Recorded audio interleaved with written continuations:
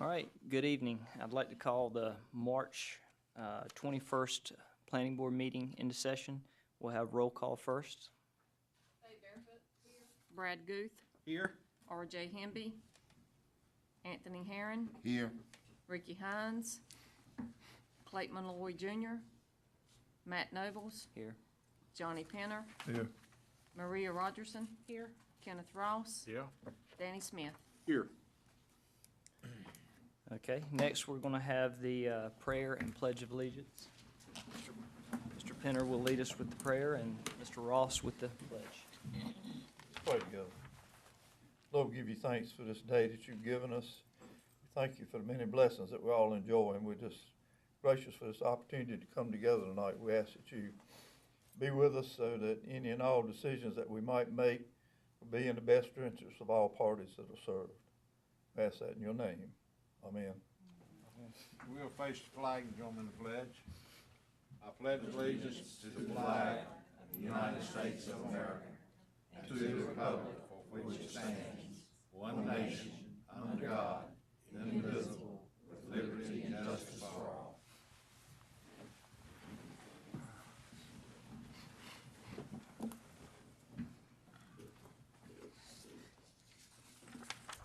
Okay, next we have the approval of the minutes from last meeting. I hope everyone's had a chance to review. Motion to approve. Have a motion and a second. All those in favor, say aye. Aye.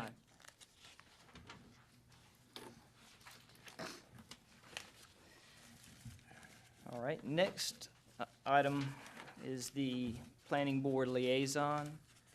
Commissioner Colson will serve as the liaison to the board. All right, next up is Eric.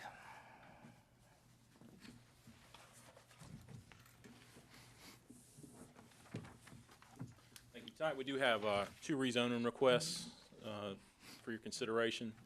The first is a rezoning request, is a conditional district rezoning request from Joanna Portillo. The request is to rezone a little under a third of an acre located on the eastern side of County Home Road, just north of its intersection with McLaughlin Farm Road. It's parcel number 82245. The request is from rural residential to general commercial conditional district. And being a conditional district, it allows for a specific type of use. This is to allow the expansion of pine straw mulch sales for an existing landscaping business. And this business was you've had a couple of takes at this. The first was in 2014 when they rezoned the front portion of the property to general commercial conditional district to allow the landscaping business with pine straw mulch sales, and that is Alex Pine Straw and Mulch. And then last year they came for you and had a revised site plan for that district. So this is the second rezoning of this property. And this current request, it proposes to expand that area that has already been rezoned to allow for additional mulch and pine straw sales and display area. So this is the property you see. It's on Ellison Court. It's within a mobile home park. The folks that own Alex Pine Straw also own the mobile home park, so it's entirely their property. You see it's just north of the Worthington's Crossroads on County Home Road.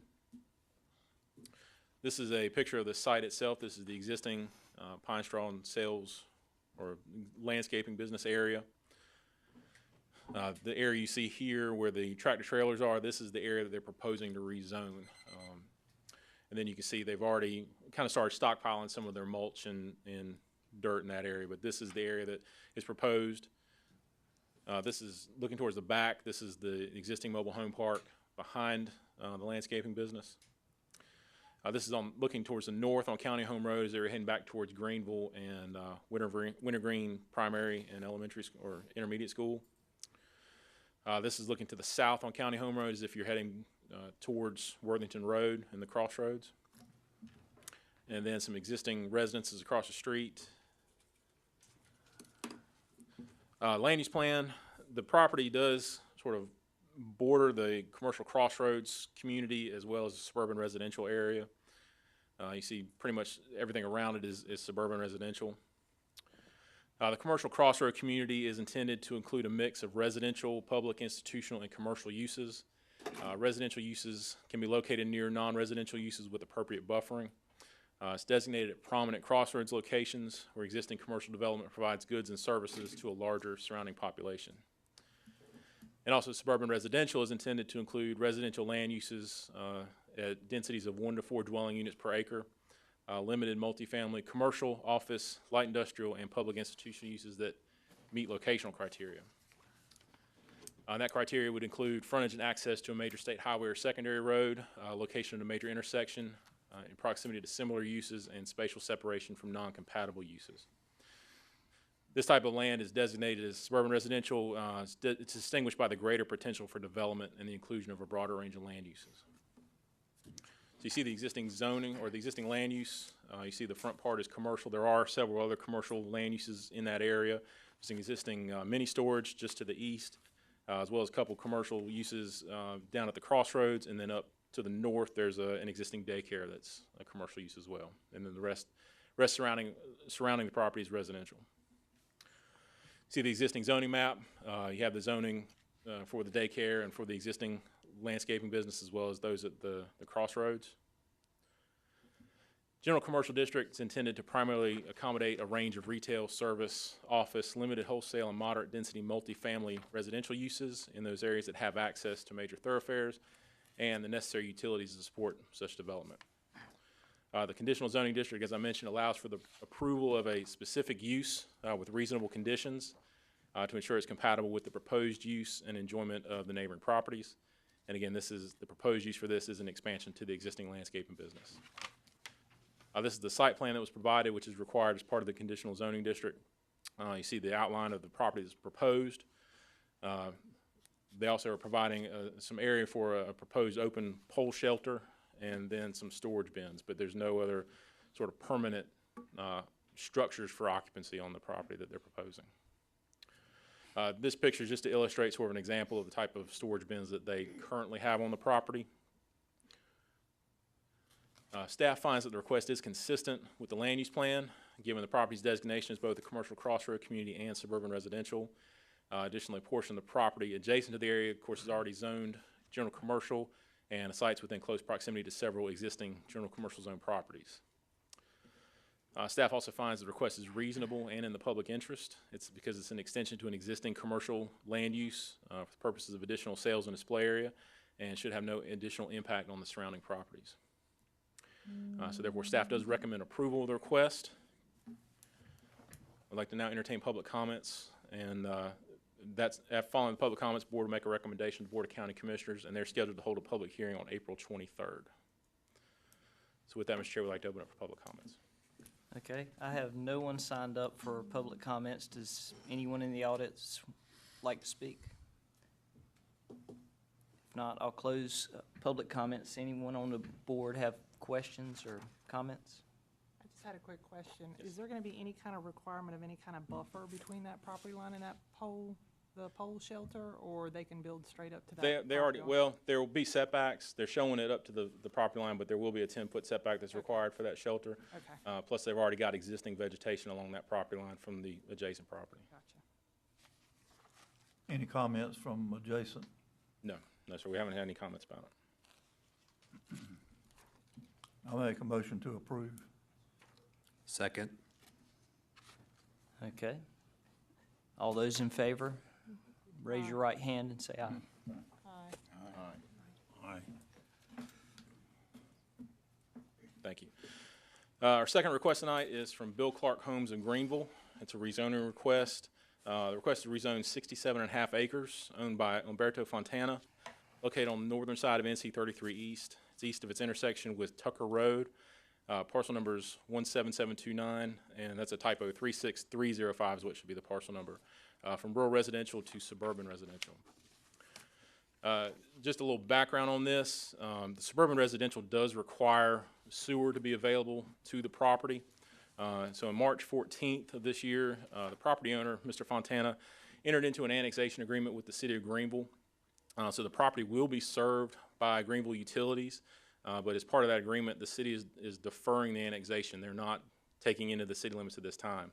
So pretty much everything would be developed under county regulations, and then at some point in the future, the city does reserve the right to annex that property without any further request or consent from the current or future property owners. So, this is a survey of the property that's to be included. Again, it is 67.5 acres. It's across two properties, the smaller one to the north, and then the larger one comprised most of the property to the south.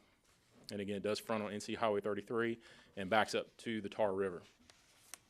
So you see the site area here. It's just east of the Village of Simpson's ETJ. There are three municipalities sort of in this area. The town of Grimesland has annexed a piece of property. They annexed it about 10 years ago. There's currently being a subdivision developed on there as well, also under sewer under the town. Then the Simpson's ETJ, again, just to the west, and Greenville city limits across the river to the northwest there. Just some pictures of the property. This is from NC 33, the front portion. This is an existing vacant commercial building that's located on the property. This is towards the middle of the property. If you come down Trip Trail, which is a dirt path that leads to the back of the property, this would be sort of in the middle. Again, towards the middle of the property. And there's currently, it's mainly cow pasture in there currently. This is towards the northern end of the property where it backs up to the Tar River. And then there's an existing house also on that northern end of the property that's right up by the river. And then this is just a better view of that existing commercial vacant building. This property is across the street. This is on the other side of 33 on the south side. There's an adjacent property. And then some of the adjacent properties to the west. And this is looking towards the west, back towards Greenville on 33. And this is 33 towards the east as if you're heading towards Grimesland. Comprehensive land use plan does designate it again as suburban residential with some agricultural open natural resource along the western and northern sides of the property. Again, the suburban residential is intended to include residential land uses, including single-family and manufactured home subdivisions and manufactured home parks at densities of 1 to 4 dwelling units per acre. Limited multifamily, commercial, office, light industrial, and public institutional uses that meet locational criteria. And again, that locational criteria also includes frontage and access to a major state highway. But this is a residential, proposed residential development. So it would typically, if it was a non-residential development, it would include proximity to similar uses and spatial separation from non-compatible uses. Existing land use shows it's primarily agricultural. There's the commercial up at the front. It's surrounded mainly by residential, particularly on Farmington and Drake Mallard Lane, and then also Landing Circle. The zoning, like I said, is currently rural residential. Suburban residential district is primarily intended to accommodate low-density single-family residential uses and associated supporting public institutional uses in areas that have access to public or community water and sewer services, or in areas that can readily be served by such systems. And so again, it's intended to accommodate land uses that are served by public sewer service, and it's not intended to accommodate development served by septic systems. And the main reason for that is the minimum lot size for the SR is 12,500 square feet. RR is 25,000. So it's effectively half of what is required for the RR. Planning staff finds the request is consistent with the county's comprehensive land use plan, given the property's land use designation as suburban residential. Property is proposed to be served by public sewer, by Greenville Utilities, and they have entered into an annexation agreement with the city to be annexed into municipal limits at a later date after the property is developed. Staff also finds that the request is reasonable and in the public interest because the zoning district is intended for residential purposes and is compatible with the surrounding residential land uses. So therefore, staff does recommend approval. Mr. Chair, we'd like to entertain public comments now, which time the board will make a recommendation to the Board of County Commissioners, and they are also scheduled to hold a hearing on April 23rd. And I believe we do have a number of folks that have signed up to speak tonight. So with that, we'd like to turn over to public comments. Okay. We'll open this to public comments. I've got everyone that's signed up. If you will, unless you're speaking on behalf of homeowners association or some other larger group, keep it to 3 minutes. Those that are speaking on behalf of the homeowners association or the developer can speak for 5 minutes. And we'll first start with Landon Weaver.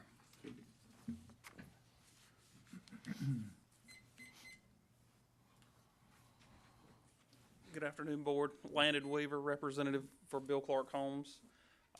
We brought before you this property that fits the future land use plan per staff, and we feel like it's going to be a great asset for the county. It's going to bring in some good tax money. We're going to build some nice homes.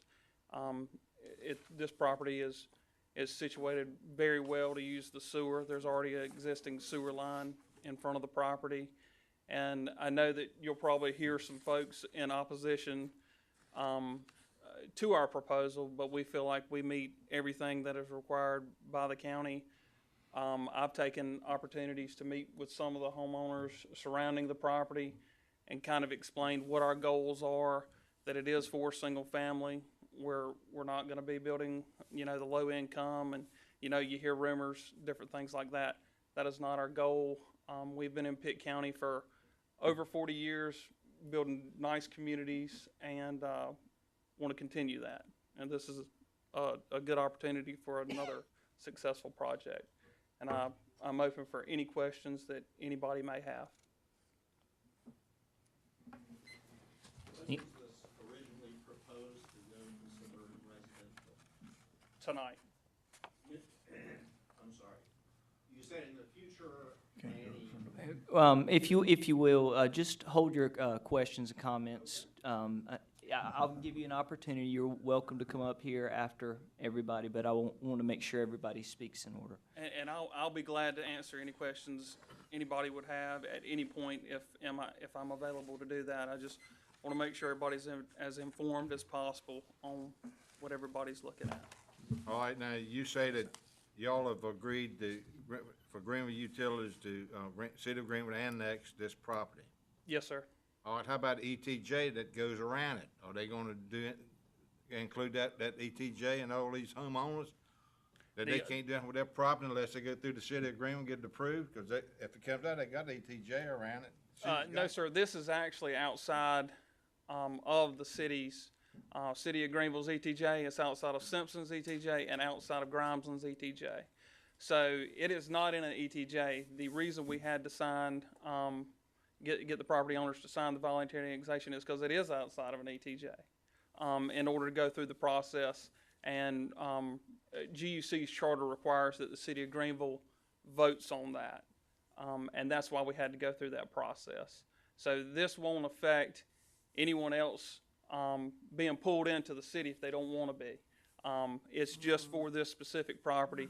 The other folks live in the county and not be annexed in unless they sign something saying they want to be. And, they've got that opportunity. And but no, sir, us signing that should not subject any neighboring properties. For sure. You can't. If I can answer your question, Mr. Ross, the city can't apply an ETJ to, this would be considered what's called a satellite annexation for the city, and they can't apply an ETJ around a satellite annexation.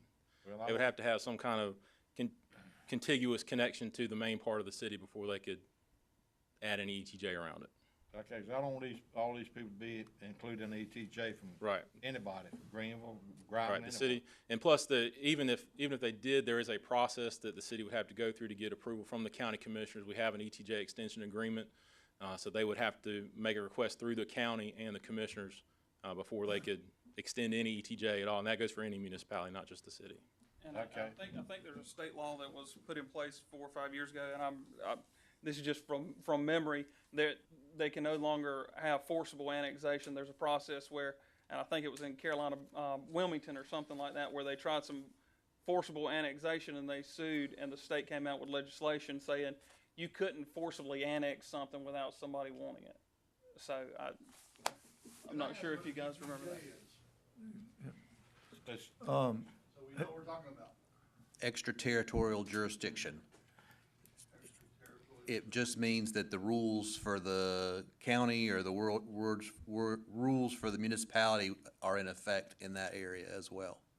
It's right. It's an area of authority that is given to the municipality. It's extended outside the municipal limits. So you would fall under, say, their planning and zoning jurisdiction, but you wouldn't pay city taxes. You wouldn't receive city services for that. But it would impose city development regulations on you. But again, being that this is a satellite annexation, and again, the city is deferring that annexation, they're not taking over at this time, they could not impose that ETJ or request an ETJ extension based off that satellite annexation. It would have to be off the contiguous municipal limits.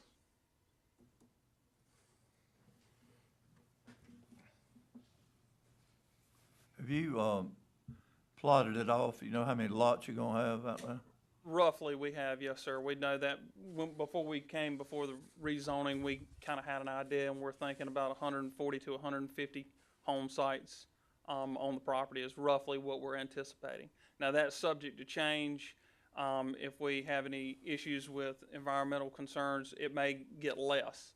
I do not foresee it going over 150, though. No, sir. I think that's What the kind of max. lot size would that be? It's a minimum of 12,500 square feet, which is, you know, to put it in a footage, it's maybe a 80 by 150 some, like 80 by 160 lot. So it's typical of what you see in a residential neighborhood of a nicer, larger homes, not the small 60-footers in Greenville. So if you go through Greenville and you want to find something comparable maybe to that, I'd look at a Langston Farms on Thomas Langston Road in the bigger section. Those are 80-foot lots right there. That's the type size I would think would be relative to what we're planning here. If I could just add that, the minimum lot width in the county for even the SR is 100 feet. And so it'd be a minimum of 100-foot wide lot. And 12,500 is just a little over a quarter acre, if that gives you a better idea too.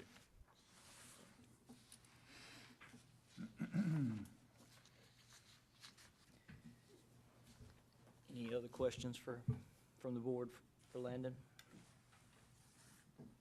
Okay, Landon, thank you. I have one.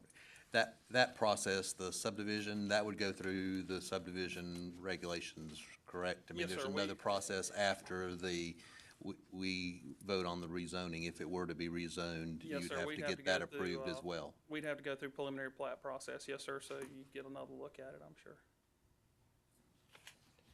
All right, thanks. Thank you. Sir, I have one question. Yes, sir. The value of these homes. Mhm. I've seen several things written down. I'd like to hear you tell us what your intentions are. Well,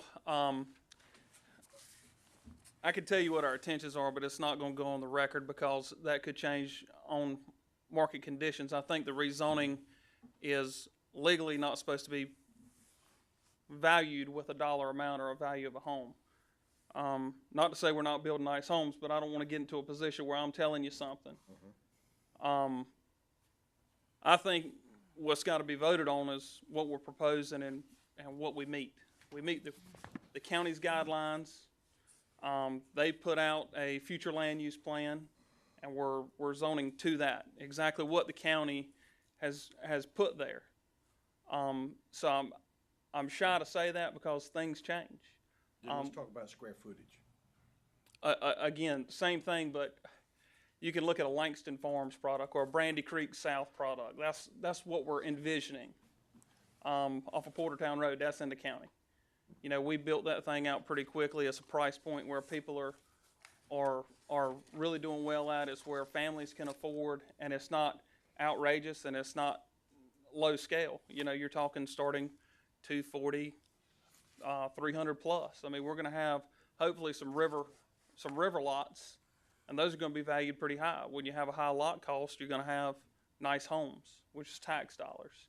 But I don't want to get into saying exactly what we're going to do because that's not what we should be judged on. We should be judged on if we're following the rules that are in place by the county, and that's what we're going to do, absolutely, and build a nice product.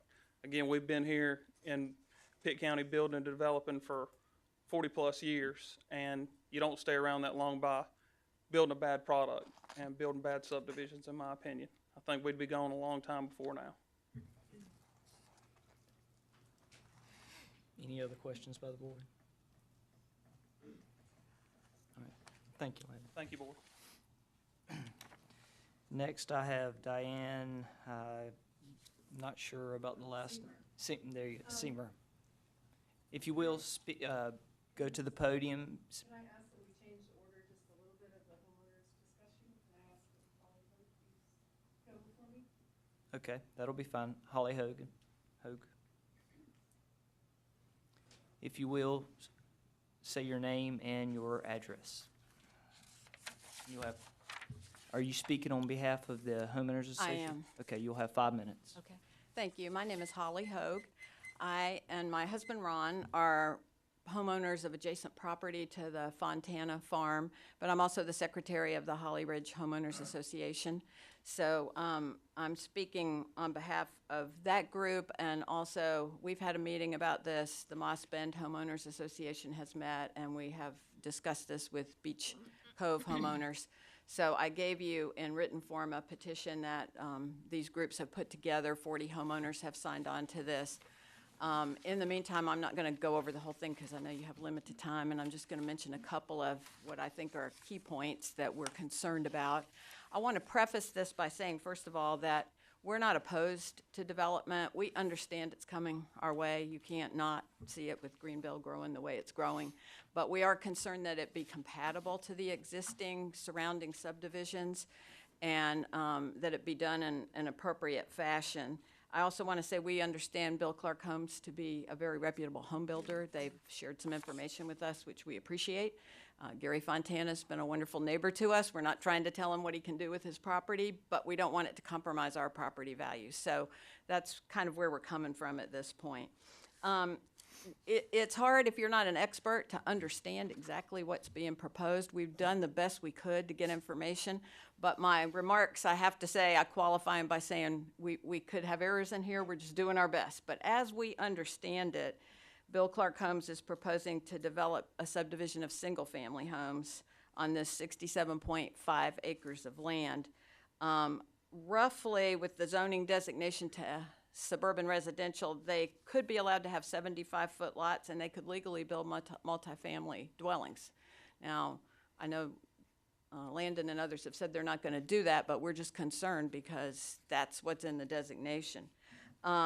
They are also proposing to extend sewer from the city of Greenville in advance of annexation by the city at some future date.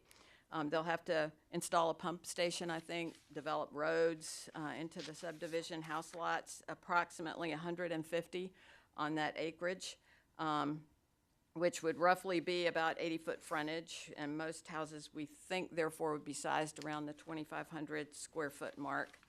As I may have mentioned earlier, we're concerned because Holly Ridge, Moss Bend, and Beach Cove are 23, 24, and 23 house lots, and each of them ranging in size from 2 to 5 acres, with much larger homes in a larger square footage from 2,500 to about 9,000 square feet at much higher property values. So we're worried that this density of occupation shoehorned in the middle of our neighborhoods is going to negatively affect our property values, not to mention just creating general noise, congestion, and traffic on a very narrow Highway 33. And we've all been residents of this county for a long time. My husband and I have been here for 30 years on our property. We've invested a lot in it, and so we're naturally concerned about the course this development might take. We're also a little bit concerned that this may be setting a precedent for extending suburban residential zoning without prior annexation by a city. We don't fully understand this. As best as I can grasp it, Dr. Fontana has made a pre-approved agreement with the city of Greenville to annex, but there's no specified date when the annexation might occur. And I don't know that that's ever happened in the county before. I might be wrong about that, but it seems like usually the city annexes a property and then the zoning changes because they've extended service. And one of the arguments is that the Pitt County land use plan for extending, out to 2023 calls for this area to be suburban residential, but it calls for it to be that presumably because it's going to be annexed by the city, and that's not happened yet. It's not near to happening.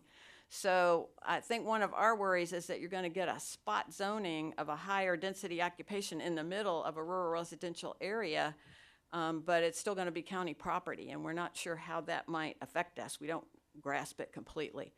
And then I'm not going to go into any more detail except to say a couple of concerns we also raise in this proposal is a lot of this land's on the river in the floodplain with wetlands. What are the implications going to be for drainage and stormwater impacts? There are, of course, aesthetic concerns. There's no requirement, as we understand it, for any kind of screening between a suburban residential and rural residential neighborhoods, so we'll be looking right at 150 houses, and, of course, traffic between the development annexed into Grimesland that's gonna have 450 homes about a mile to the east of us, and this development, we could be looking at 1,200 more cars dumped onto two-lane Highway 33, which is already a problem. And so for all of these reasons, we're urging you folks to consider voting against this recommendation I'm to gonna the give county you commissioners. just a few more seconds just to. I'm done. Are you done? Okay. Yeah. All right. Before you leave, anyone on the board have any questions? Okay, thank you very much, I appreciate it. Thank you. Next up, Diane Seamer.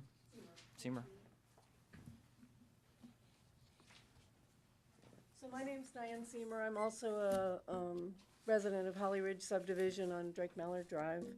And Holly did a good job of sort of describing everything we know, and I don't have any formal speech. But I do have a few questions, and that has to do with, what happens with the services, county services, like fire and rescue and schools and trash and road maintenance? If it's getting annexed by Greenville, does the county absorb the cost of all of that? Because we have a whole huge expansion of our population in that area. You know, is there gonna be a new school to accommodate all the kids that come into this area? How's it paid for? If it's not annexed by Greenville, I'm assuming it's gonna be the county's responsibility. So has anyone come up with a proposal of how to pay for all that stuff? And then I also have a property on the river. My house is on the river, we have boat traffic, I have more boat traffic than I have car traffic. And the proposed subdivision has a kind of, not really a public, but a community boat landing there. So what happens with the boat traffic and erosion, and is there any environmental impact on all the, wildlife that's there? I mean, I have bald eagles going down the river and, other rare species. And what's the environmental impact on that? Is there a lot of silt and erosion with I don't know how many lots are proposed along the river, but that kind of thing. So those are my concerns. I'm certainly not a developer. I don't know the answers to all these things, but these are the questions that I've come up with for for you guys to consider. Anyone on the board have any questions for her? Eric, did you have something to add to that? A couple of those comments from Ms. Seamer. As far as county services, the county doesn't provide services like trash pickup. We do have, the sheriff's office provides law enforcement and patrol services, but trash service in that area is private. Water service would come through Eastern Pines, and then the sewer service, of course, coming through GUC. So other than the schools, and the schools are actually open enrollment, so there is opportunities for kids to enroll pretty much in whichever school they want to try to get into in the county. So a lot of these things are also things that will be taken into consideration during the development review process for the subdivision itself. We have all the utility providers, schools, service providers, those are all included on that review. So this probably isn't the most appropriate time to get too bogged down into where services are coming from and what kind of effect it's going to have on those. But also one other thing I want to mention, they've mentioned a couple times about NC-33 and the traffic impacts. I spoke with Ryan Purtle today. He is the transportation planner for the Greenville Urban Area MPO, and they're in the process of actually submitting for state approval for this year for funding for the widening of NC-33. And that would be a 4-lane divided roadway with, he said, basically a build-out year of 2020 to 2025. So they don't know yet whether that'll be funded. He said he feels like it's a pretty good chance it'll get funded, but that widening project, if it's funded, you're talking probably in another 5 to 10 years, it's going to be a much different traffic conditions along that highway. So again, that's just something to consider as well. But again, they're submitting that. they won't know anything till probably after the 1st of April as far as whether that's accepted or not. So. Just have one comment, and I'll sit down and be quiet. So it seems like everything's happening backwards. So you're proposing to do this suburban residential that's gonna increase basically our population and require services and require roads and schools and all that stuff. Not just the 150 houses, but the bigger subdivision down the road, and I'm assuming there will be other subdivisions in our area. But we don't know how that's it's like you're gonna approve the suburban residential, and then you have to like retroactively figure out how to pay for it all, or how provide services, or schools, or roads, or whatever. So it seems like it's almost backwards. So that's my comment. Thank you. Does anybody have any further comment? All right, Kristen Gonzalez.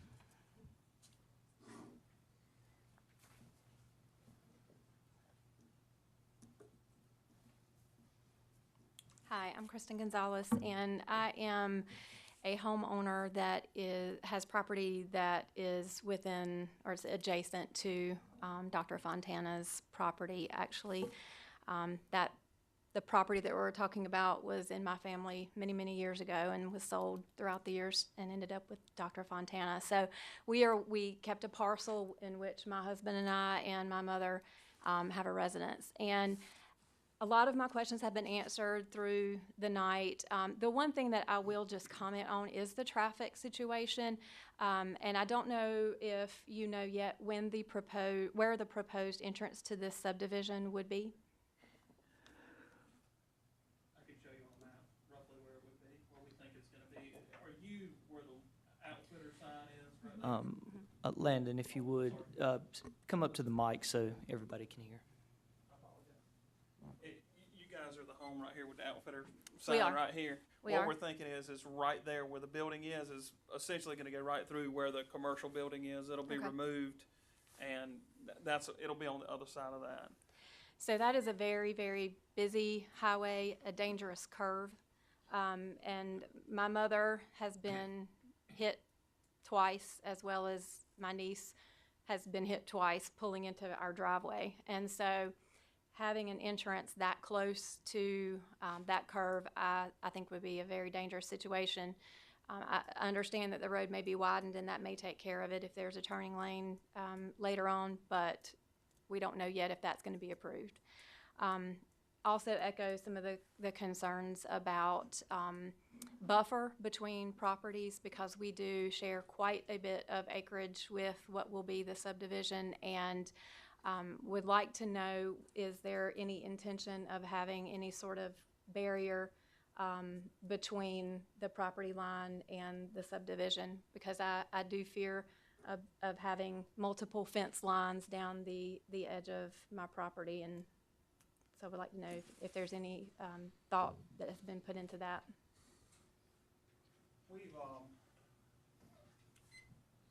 We have committed to putting some buffers in for the Fontanas. That's all we've committed to.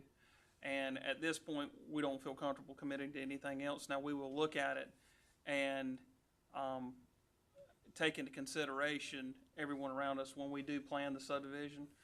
We haven't spent the money to plan it. We've got a rough sketch. We hadn't spent the money to sketch it, to actually plan it, just sketch it. So we don't know what kind of easements and different things the county may want. We may not be able to put buffers in those areas.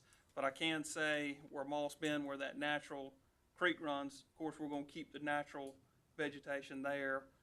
It's going to be some environmental concerns there we're not going to clear, and it's going to help out with sales and property values as well, we feel like. And can I ask also about the wooded area? So there is quite a bit of wooded area on the property that we're talking about. I know that there's some Moss Bend. There's also some behind our property. What is the intention of removing the trees? There may be some that need to be removed for construction, but our intention is to keep a buffer through those natural areas where the creeks are and different things. There's regulations. The TORPAM rules require buffers, 50-foot buffers from top of banks and different things like that. And there are some wetlands around that, that edge of Moss Bend, and we plan on keeping those areas intact. Yes, ma'am. Thank you.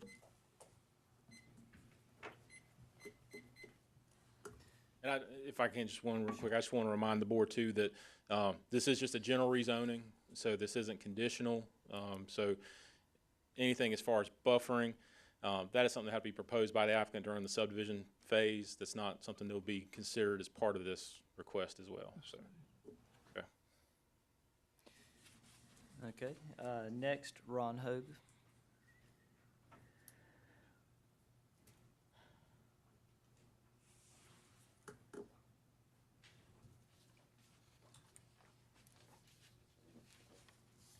I live in Holly Ridge subdivision, and our property is directly adjacent to the proposed development. First, one comment. Landon Weaver said that this request for a zoning change should be approved because it follows the rules. Well, aren't we here because they're asking that the rules be changed? It seems that there are two basic issues. The first is setting a problematic precedent by changing the zoning designation from rural to suburban in the absence of annexation by a city or town. The second is setting a precedent that in this case is detrimental to 3 of the upscale subdivision neighborhoods along Highway 33 East. If other developers copy this agenda in the future, there would likely be more high-density developments that help set a small house, small lot standard for this southeastern part of Greater Greenville. Waiting for evolving infrastructure to make construction costs more manageable would presumably make larger homes on larger lots more feasible, promoting a better mix of property sizes and prices and options on the Highway 33 East corridor.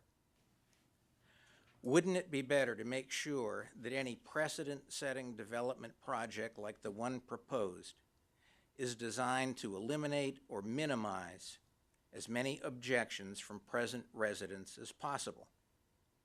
And wouldn't it be better if a precedent-setting development had enough of a varied lot and house size mix to preserve the incentive for larger homes on larger lots in the future?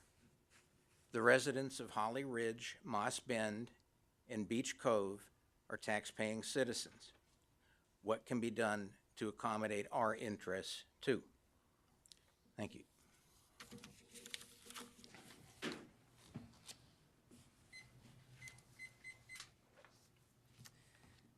Next, Hugh Lee.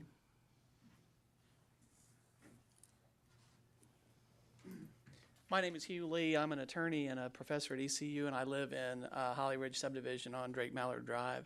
I appreciate the chance to say a few things. I'd like to second most of everything that's been said so far. I do think that one of the things that I would emphasize is that just because the future plan for this area is suburban residential doesn't mean that it's appropriate use today. It seems clear from everything that's been said that this development is ahead of the necessary infrastructure to support it. And the use, which is inconsistent with the neighboring use, is a direct result of the fact that in fact we don't have the infrastructure necessary to support it. The property at Current, it may have a ditch in front of it, and there may be a path to extend sewer, but sewer is not there yet. And it's only the exorbitant cost of extending the sewer that is forcing them to use the property and develop a property in a way that's inconsistent with the surrounding property. And it may be that a high-density neighborhood like this is going to generate a lot of taxes for the county, and that sounds like a good thing, unless it reduces the property value of all the property around it such that you get less tax revenue from that. Or heaven forbid, those people who chose to live in that area because it was rural residential and not suburban residential leave those houses and go elsewhere to get the lifestyle that they wanted. I've not been in the area for very long. We relocated here in 2015. But we picked that property for a specific purpose, which is that it was quiet. It was dark at night. You could sit outside with your kids and look at the stars. You could hear all the wildlife. You could see the deer cross the road. There's a reason why we chose this area. And to approve a development like this that is being developed only as a high-density area because of the cost of the infrastructure that's not there yet is going to fundamentally change the character of the property and basically going to deny me the choice that I made in choosing to live there. Now, I'm only one person, and I get that. But there are a lot of people here who have the same interest in the same kind of lifestyle, and this development simply isn't consistent with it. So I'd say this is a appropriate property to be developed in the future, and maybe in a way that's more consistent with surrounding neighborhoods. Thank you.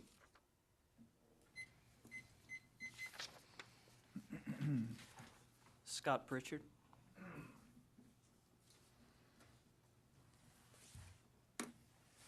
Good evening. I didn't have anything prepared ahead of time, so I was making notes as we went along.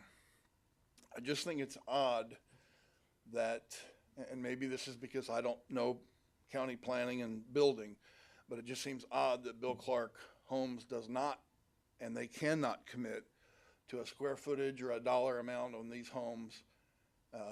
It also concerns us that the lot sizes, and if you can pack 150 homes in that amount of space, as everyone else has said, it's going to increase our traffic congestion. And if the roads are increased, we're talking 5 to 10 years. I think the real concern here is divorce. My wife comes down 33 every evening at about 5:15, and she hates the traffic now. And if there's more traffic, that could cause a divorce. And I don't think this board wants that on their heads. Can we all just say, let's have less homes in that area now? Thank you.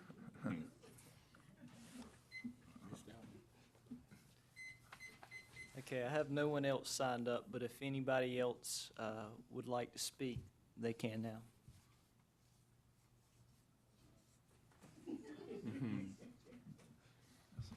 Please state your name. You'll have 3 minutes. I'm Lisa Lawless. I live in the Moss Bend development, and I drive that road. You want me to pull down? Put down just a little bit. Okay. I drive that road between Moss Bend and Chocowinity four times a day. I'm very familiar with this. Even if the road is widened at that juncture, at that curve, there isn't a school bus that can make a right-hand turn that tightly that they're not crossing the yellow line. They will be in oncoming traffic. And as much as you'd like to think that people go 55 on that road, it's 65 to 70. Making a left-hand turn, it is the same thing. A tractor trailer, a Lowe's delivery truck, whatever you choose to take out of that is going to be making a juggernaut, making a left-hand turn into the subdevelopment. Even if the road is widened, 4 cars, I counted today, 4 cars will back up on that blind curve. That's real life for the people who live there. Like the gentleman said, there will be a time and place for this. But this is not it until the infrastructure of that bridge and road are corrected. Thank you. Anyone else? Can I take a moment to address the traffic? Sure. Landon. I see a recurring theme of the traffic and it being an issue, and there's tons of subdivisions all over Pitt County. We will get with DOT and we will sit down with them, and if we need to do something to make this subdivision work, we're going to do it. We're going to work with DOT. They need to see some traffic information. If they need to give us some traffic information to our engineers, we'll do that. And we're going to do whatever they need us to do to make sure that we make it a safe neighborhood, as safe as possible. So we're not going to try to cut corners, and we're not talking about it coming later. We're going to talk with the DOT about our entrance and get a permit, and they're going to tell us what they want us to do, and we're going to do it up front to try to alleviate some of those concerns of the traffic. So I just wanted to point that out, that, you know, there is the 4-lane talk with the median, and that's great. That'll be fantastic. But in the immediate future, when you develop the subdivision, you've got to get a permit from the DOT, and they're going to have requirements, and we're going to meet all those requirements. So a question then, if this permitting process all goes through rapidly, when would you Sir, start? if you will, come to the podium so everyone can hear. If the permitting process is all approved through the county, when would construction begin? As soon as possible. Well, which means, As soon as our plans are approved, we would start developing the subdivision. so probably within 6 months. We hope before then. So I'd the- start the tomorrow if road- I but the- could, But the with DOT the market. plan is 5 to 10 years, but you're going to start construction within 6 months. But we would. I'm we sure would you improve the understand our driveway. concern about the traffic in that area. Absolutely, absolutely. And I hadn't even considered, quite a few people have brought up that sharp turn right there, right before where you're planning to build. I hadn't even thought about that before tonight, but that's a big concern. Oh, yeah, absolutely, and I agree. It is a concern, but just like the other neighborhood that's gonna be in Grimes and TTJ, and I don't know if, or in their, city limits, I don't even know if it came before the board here. I'm not sure if it did or not.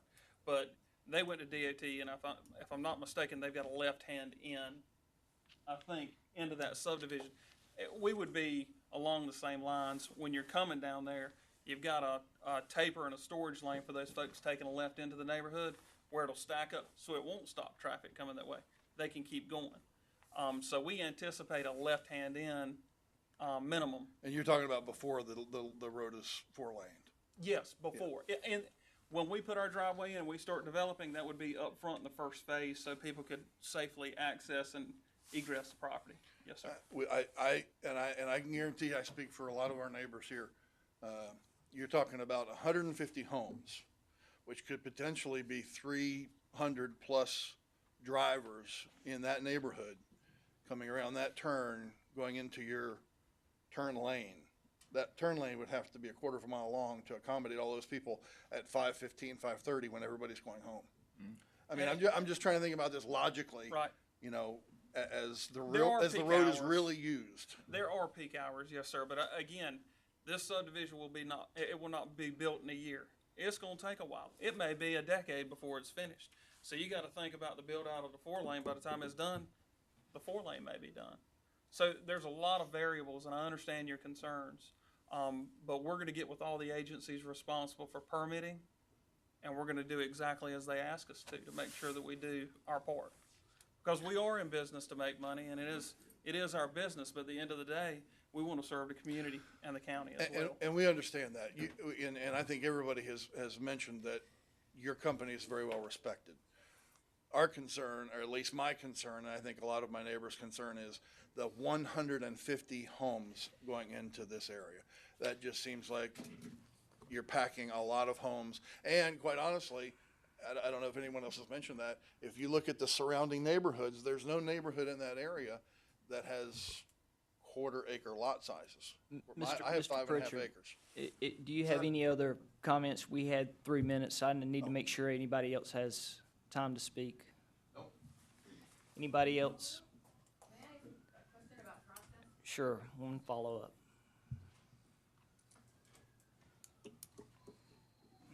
Just a quick question on process. I'm not sure how this works because I think it was mentioned earlier that this is not the place to discuss or negotiate whether there be buffers or this or that. When does that ever happen? Or do we never have any input into that? So I'd appreciate knowing kind of where does this go from here? The next phase, if this is approved, is they have to put their plan, it has to come before the board and has to be reviewed by all the necessary people.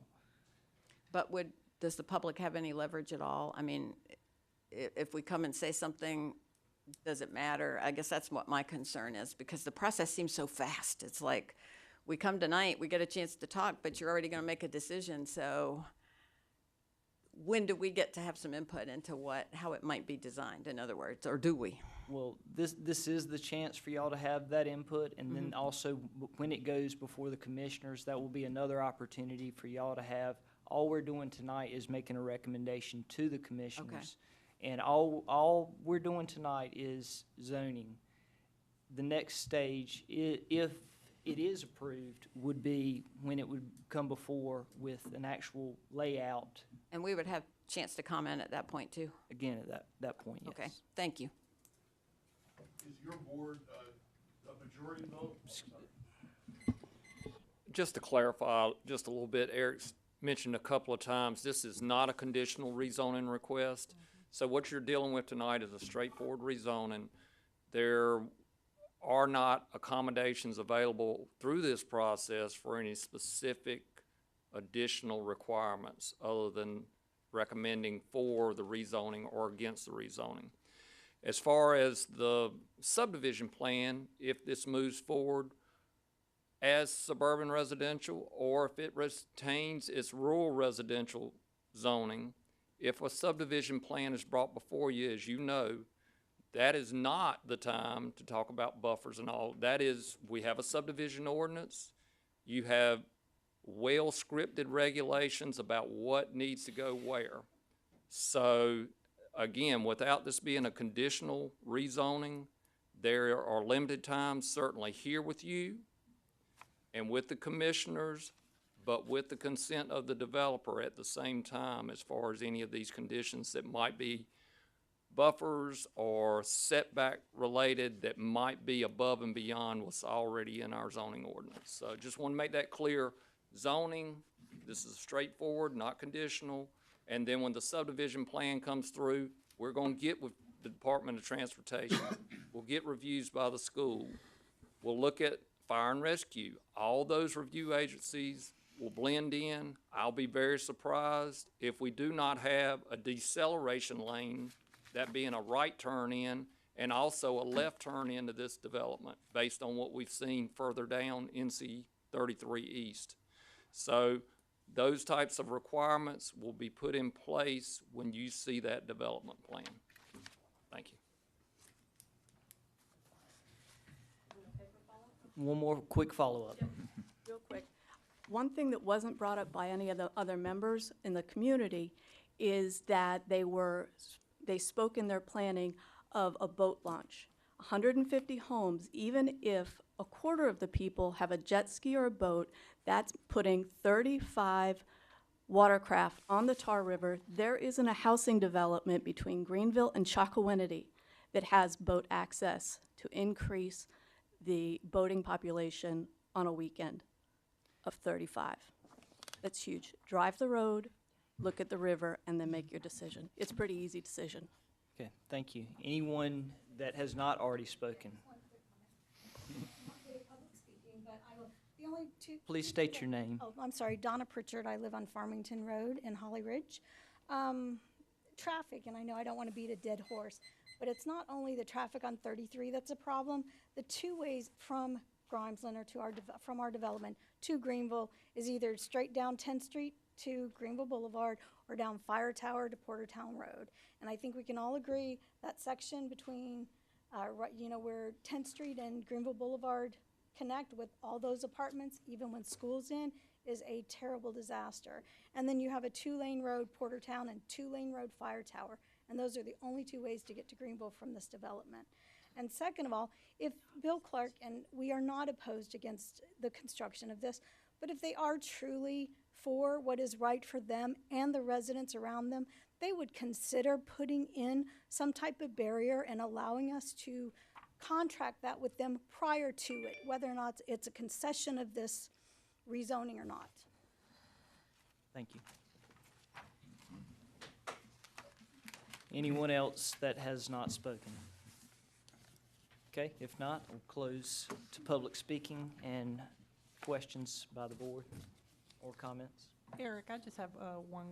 Can you explain, I mean, James did a good job, but the next step after this, what's the next approval? What's the time frame of that? I think that's kind of the question. It's okay, from this point, 30 days later, there's another approval. Then within 30 to 60 days, a preliminary plat gets submitted. What's the time review for that? And that following this, of course, there'll be a Board of County Commissioners meeting or public hearing for the rezoning. That'll be in April. If that's approved, then they can submit a preliminary plan pretty much as soon as that's approved. That preliminary plan process probably take about 30 to 60 days, probably 30 to 60 days. There's also a TRC approval that's required for there. That all occurs before it, then it comes back before this planning board. Planning board would review it to make sure it's meeting the requirements of the zoning, or not the zoning ordinance and the subdivision ordinance, and that they're providing all the requirements that are being required from TRC, whether it's DOT approval, utilities approvals, all that will be considered by this board. And then once that preliminary plan is approved, then there is construction plans that have to be approved. They have to get the roadway design approved, and then they begin the final platting process. And once that final platting process is done, then they can begin the construction of the actual homes in there. But like I said, it's probably 6 months is a good estimate as far as a fast track for getting things done. Thank you.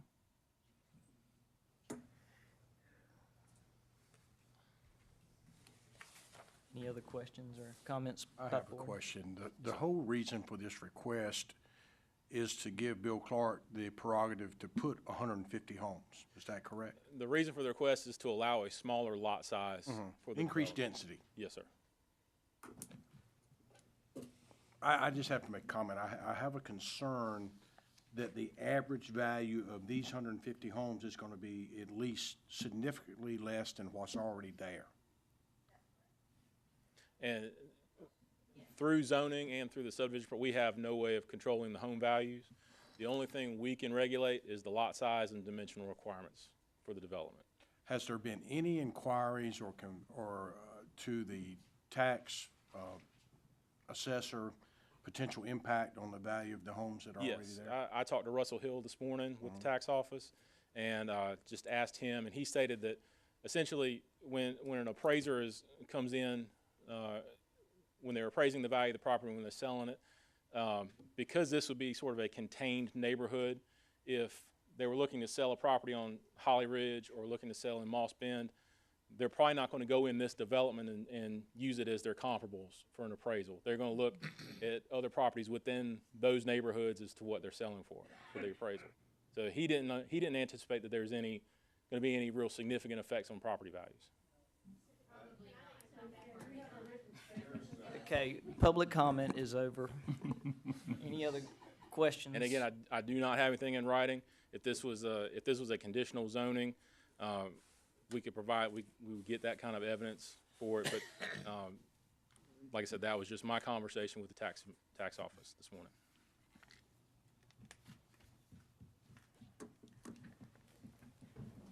Any other questions by the board? But if I understood you correctly, up along the river, you were gonna have different sized lots, is that correct? I would say different value lots. Different value. Roughly the same size. But they're gonna have, same size but different value. Yes, sir, they're gonna be valued different, and along the buffers, they're gonna be valued different as well. There are higher values there as well. So there won't be larger homes on the river and, There potentially may be. It just depends on the customer. If they buy a very expensive lot, they're gonna more than likely have to build an expensive home as well. okay, thank you. Questions, comment by the board? And again, I just want to, just to reiterate, I want to caution the board too, in making the recommendation, you have to consider it on the merits of the suburban residential, not necessarily the development that's going to be done on the property or occur on the property. That you have to look at it from the standpoint of land use plan and what the request is, and even possibly other permitted uses within that district as to whether it's appropriate to rezone it to suburban residential. So I know there's been a lot of discussion about the development. I feel like we know that's probably what's going to happen out there, but again, you cannot predicate your decision or your recommendation tonight solely on that information that you see tonight.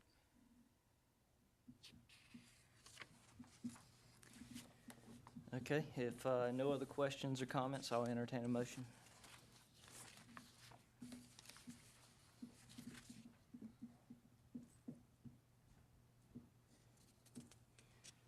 I'll entertain a motion, Mr. Chairman, that we deny the request. I second that motion. Okay, we have a motion and a second. All those in favor, raise your right hand.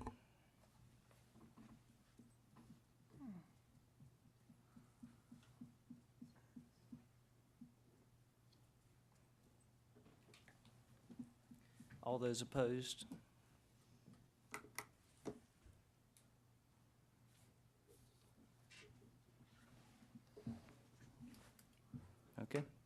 And just to reiterate, that motion was to recommend denial to the Board of County Commissioners by a vote of 6-3. We do have one thing, the board does have to adopt a consistency statement, and also to tell what their criteria is as far as whether it's consistent with the land use plan or not, and whether it's in the public interest or reasonableness. So.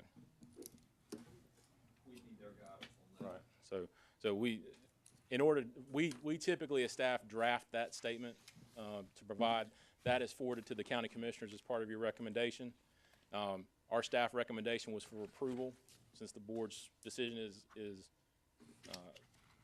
denial, we will need to have the board actually develop that consistency statement to provide to the board. Okay, anyone from the board want to give guidance on that? Who voted for the motion? Jordan Smith, Assistant County Attorney. I have some handouts that may aid in preparing this.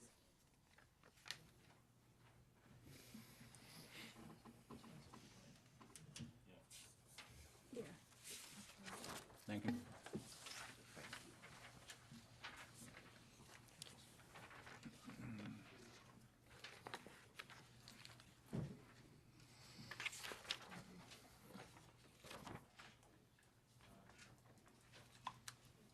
There's an attorney back there too, you might want to give him one too.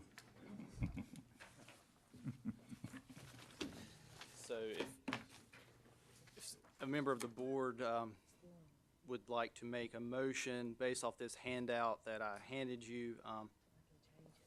So based off the motion, the first part would be is not consistent, and for someone to state some reasons why y'all believe it's not consistent.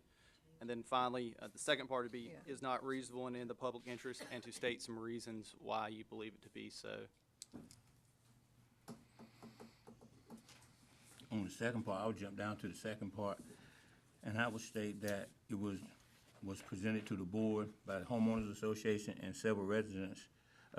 They made reference to the public health, the safety, and the character and relationships. And they stated that they felt that it would not benefit that community. And I think that should be that part that would satisfy the amendment of the second part to the public interest. Put that in the form of a motion. I make that in the form of a motion, Mr. Chairman. Yeah, I'll second that. Okay. Can you vote on that? Okay. We have a motion and a second.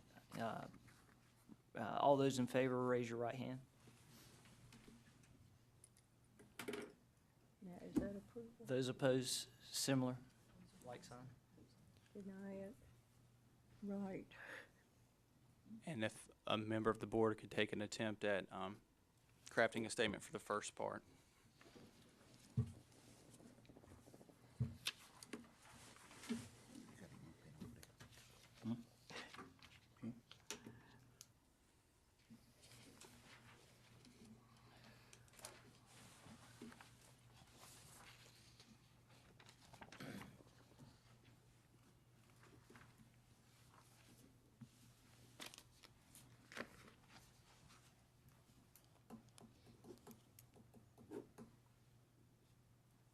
I mean, the only thing I can recommend it is consistent with the comprehensive land use plan as proposed. It's already written. Here's what he said. Comprehensive plan, describe elements of controlling land use and how development is not consistent. We have to have someone has to state why it's yeah, we not, don't- and make a motion.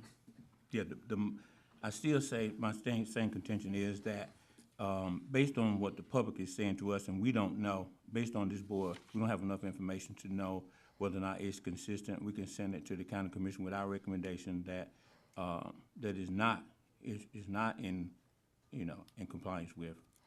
And that's all we can send to them, is saying that that's what we believe, that's what we voted on, that's not consistent. And when you get to the county commissioner, they'll have their public hearing and they'll determine our recommendation again. That's all I can recommend. As being a layman, I'm not the attorney on this, so That's my motion. I'm counting on my public. So, There has been a recent change to the consistency statement law that I'm trying to pull up on my mobile as we speak. If you could just give me 1 second.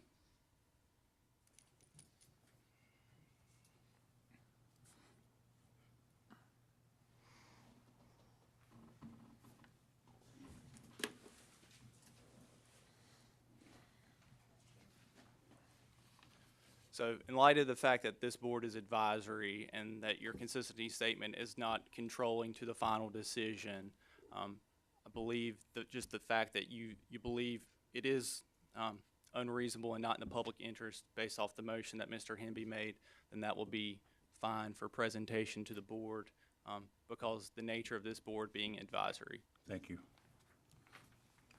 So that's my motion, Mr. Chairman. thank you. Do I get a second?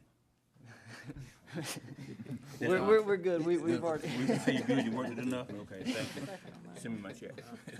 Okay, next up, Eric, Southwest Bypass. Did we have a vote, or have we not? Well, no, we voted okay. on, We voted on it. the Okay. second part. And it's consistent with. And- Okay. Okay, all right, thank you. And so just as a reminder, this will go to the Board of County Commissioners again on April 23rd for the public hearing. So for anybody that is in the audience here tonight and also maybe watching at home, again, April 23rd, and we will send out a second round of notices. So everybody that received mail notice first time will get one again. So, okay, thank you. And you keep strong, public, because we don't want no divorces.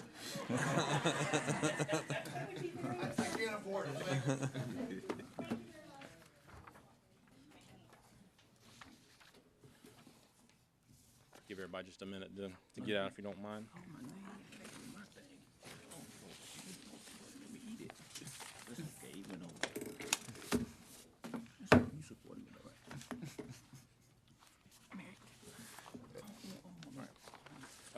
So our next item is a planning matter. It's the Southwest Bypass Corridor Land Use Plan Progress Update. This is our monthly update. We are moving along pretty nicely with our plan development. We have completed several things since we reported to you last in December. We have defined what the corridor study area is. I'll show you a map of that here in just a minute. We also completed the inventory and existing conditions analysis. Ms. Fay and Mr. Hines are both serving on our steering committee, and they can probably attest that they've received a lot of information at our first two steering committee meetings that were held in January and February. A lot of information on the economic data within that portion of the county, as far as the housing types, the population, a lot of good information presented to them that's all going to be rolled into the plan and used to help develop modeling for this area. So again, we did also conduct our first two steering committee meetings, and we also have an online survey now for public input. And this is one of the things as far as our public engagement efforts that we're trying to push out. So if you know anybody that's interested in taking this survey, the address is here on the screen. It's pittcountync.gov/survey. That'll take you to a separate site. It's a 20-question survey. Shouldn't take more than 5 to 10 minutes to complete it. So I'd welcome any of the board members here tonight to go online and take it and provide your input on this area. And if anybody you know would be interested in taking this survey, please share that information with them. We would greatly appreciate their input. This is just a picture of our first steering committee meeting. We've had a good turnout. We've got representatives from our technical group, which includes all the municipalities, all our partners, DOT, Greenville, Winterville, Ayden. We have our consultants there. We also have the oversight group, which is our appointed members. We have 5 members from the planning boards for the various towns that have been appointed. And then also a member of GUC is also helping to serve on our staff to help give input on utilities in that area. So for our next steps, we'll be having our third steering committee next week. It's on March 27th. We're going to be starting to develop some land use scenarios for future growth in that area as well as the development. And we're really going to start hitting our public engagement efforts, again, with that online survey and also our first community meeting. It's an open house style workshop that we're going to be holding. I encourage all the board members to attend if possible. It's Monday, April 9th. It's going to be sort of a drop-in, drop-out. There's not going to be a formal presentation. It's an open house workshop. It's going to be 4 to 7 p.m. at the GoES Student Center at PCC. And so, like I said, I highly encourage you. There's going to be different stations. Everybody's going to have a lot of chance to provide some input on the plan, on the development of it, kind of what you would like to see in that area. And like I said, welcome everybody and anybody that, anybody that you know that might be interested in this plan, have them come out and see us at the GOES Center on April 9th. So if you need any more information, this is our contact information. This is all also available on our flyers. We do have flyers for that workshop we're going to be getting out pretty soon. We're going to be hitting social media. The county's already started putting it out on Facebook and Twitter and whatever other social media sites are out there. I'm not up on a lot of those things. But, again, if you need any more information, you can contact myself. It's got my phone number, my email here on the screen, as well as Jake Petrosky. He's our project manager for our consultant, Stewart. He's got his number and email also. And then also we have our Pitt County website for the project. It's pittcountync.gov/SW bypass plan. And that'll take you to our site. We'll have, again, links to all this stuff. We'll have links to our flyers, to our survey, information on the plan as we're developing it. So again, please pass this information along. We really want to try to get as much input from the public as possible. So I'll be glad to answer any questions anybody has. Thank you. Thanks, Eric. Next, Mr. Rhodes with informational items. Thank you, Mr. Chair. Several informational items just to bring you up to date since it's been a few months since we've been together. Number one, hopefully you've had a chance to look at our annual report. A lot of things went on last year. You were a big part of several of those activities. And I hope you get a chance to look through all those different things, some things that kind of go on behind the scenes, specifically some of our community development activities. But take a look at that when you get a chance. And if you want to see the full-blown version in color, as large as you need to read it, you can go online and see it, and you can see the link here on the screen at this point. Other follow-up items, the rezoning request that you dealt with back in December for DPD properties, you might recall that was out on Bears Construction Road. That was approved by the commissioners earlier this year. Also, we're proud to announce, after a lot of work, staff work, and a lot of time spent out on site, and a lot of different notices and comments that came in about the Southern Land and Timber conditional use permit. This dealt with the sand mine on Shepherd Mill Road. We're glad to say that did gain compliance right before the 11th hour. And at that point, we have in turn released them from any ongoing fines or penalties that could have been accrued during that time. So we're hopeful at this point they're close to finishing the operation on site, and they'll be going through a reclamation process to close that site down. A couple of road improvement projects. One's been wrapped up. This is Woodmore subdivision. You may recall we do have a policy with the county that allows, in cases where the developer is no longer available for whatever reason, and is not in a position to improve the roads or fulfill the obligations for maintaining them until the time DOT takes them over. We have a policy, and basically the county puts the money up front, pays the contractor, and then those monies are recouped through about a 10-year process from the homeowners that benefit from that particular road improvement project. The first one was completed last year.